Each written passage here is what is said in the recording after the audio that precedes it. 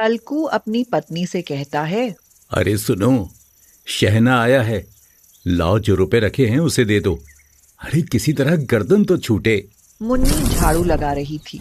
वो बोली, 3 ही तो रुपए हैं, दे दूं तो कंबल कहाँ से आएगा? माघ पूस की रात खेत में कैसे कटेगी? उससे कह दो फसल पर रुपया देंगे, अभी नहीं है। हल्कू थोड़ी देर तक चुपचाप खड़ा रहा और अपने दिल में सोचता रहा। पूस सर पर आ गया है।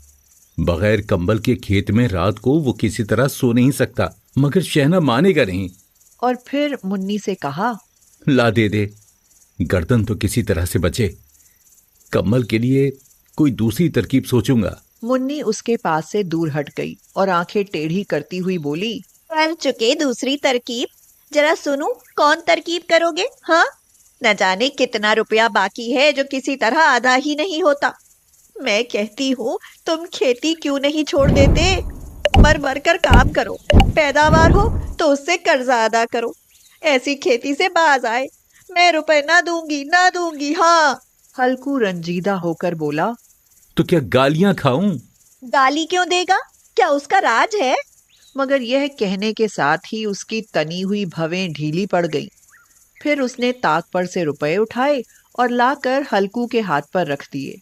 फिर बोली, तुम अब की खेती छोड़ दो। हाँ, मजदूरी में सुख से एक रोटी तो खाने को मिलेगी, किसी की धौंस तो ना रहेगी।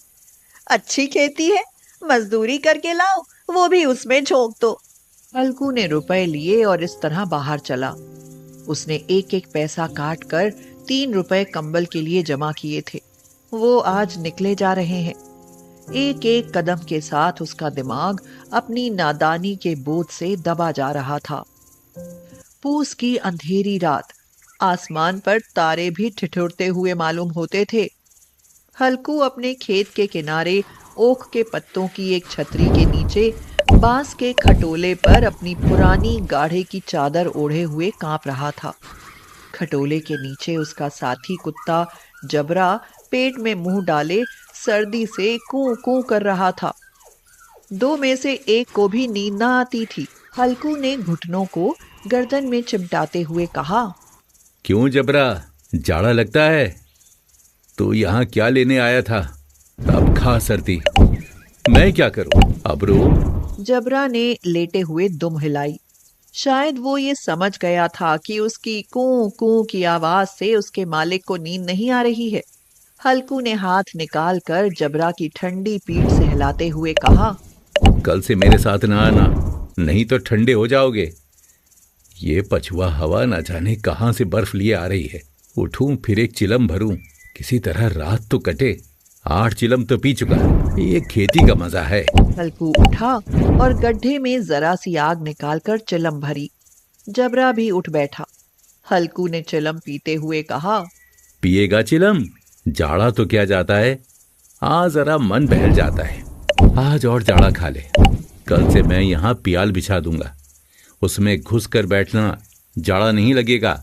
जबरा ने अगले पंजे उसके घुटनों पर रख दिए और उसके मुंह के पास अपना मुंह ले गया।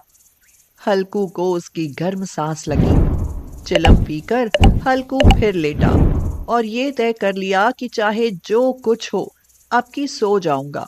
लेकिन एक लम्हे में उसका कलेजा कांपने लगा। कभी इस करवट लेटा, कभी उस करवट।